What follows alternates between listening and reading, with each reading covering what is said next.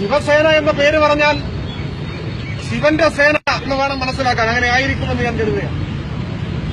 അപ്പൊ ശിവനെ സംബന്ധിച്ച് പറഞ്ഞാൽ നമ്മളെല്ലാം അറിവിൽപ്പെട്ടിടത്തോളം ശിവന്റെ ചിത്രമൊക്കെ കാണുമ്പോൾ തന്നെ അടുത്ത പാർവതി ഉണ്ടാവും. പാർവതി ഇല്ലാതൊരു ശിവനുണ്ട്. ശിവപാർവതി സങ്കല്പം എന്നൊരു സങ്കല്പം തന്നെ. അപ്പോ ഈ ശിവസേനക്കാരൻ ഈ പറയപ്പെടുന്ന ശിവനും പാർവതിയും ഉള്ള സ്ഥലത്തെങ്ങാണ് പോയ എന്തായിരിക്കും ശിവന്റെ പാർവതിയുടെ സ്ഥിതി? ശിവസേനക്കാരന്റെ തല്ലുകൊണ്ട് ഓടേണ്ടതായിട്ട് വരൂലേ?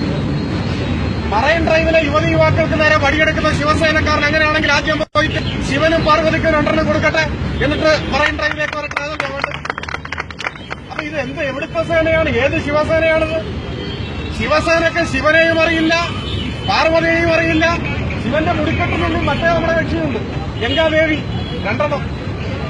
വടിയെടുക്കണ്ടേ അവിടെ? ഇവിടെ ഭാര്യയും ഭർത്താവും കൂടി മറൈൻ ഡ്രൈവിൽ വന്നിരിക്കുമ്പോൾ അവരെ അടിക്കുകയാണ്. ദമ്പതിമാരായിട്ട് വന്നവർ, സുഹൃത്തുക്കളായിട്ട് വന്നിട്ടുള്ളവർ, ആണും പെണ്ണും സംസാരിച്ചു കഴിഞ്ഞാൽ ആകാശം ഇടിഞ്ഞു വീഴും. അത്ര ദുർബലമാണോ നമ്മുടെ ആകാശം? എന്നാൽ ആ പുല്ലം ഇടിഞ്ഞു വീഴട്ടെ എന്ന് ചിന്തിക്കുന്നവരാണ് ഡിവൈഎഫ്ഐ. അതല്ലാതെ ഏതെങ്കിലും ഒരു സ്ത്രീയും പുരുഷനും സംസാരിച്ചാൽ, അവർ ഭക്ഷണം കഴിച്ചാൽ, അവർ യാത്ര ചെയ്താൽ, അവർ ഒരുമിച്ചിരുന്നാൽ അവിടെ വടിയും ഗതയുമെല്ലാമായി ചാടി വീഴുന്ന ശിവസേന ഉണ്ടെങ്കിൽ ഓർത്തോളണം, അത്തരമൊരു ശിവസേനയെ നിലക്ക് നിർത്താനും പിടിച്ചുകെട്ടാനും വേണ്ടിവന്നാൽ കൈകാര്യം ചെയ്യാനും ഒരു മടിയുമില്ലാത്ത സംഘടനയാണ് ഡിവൈഎഫ്ഐ.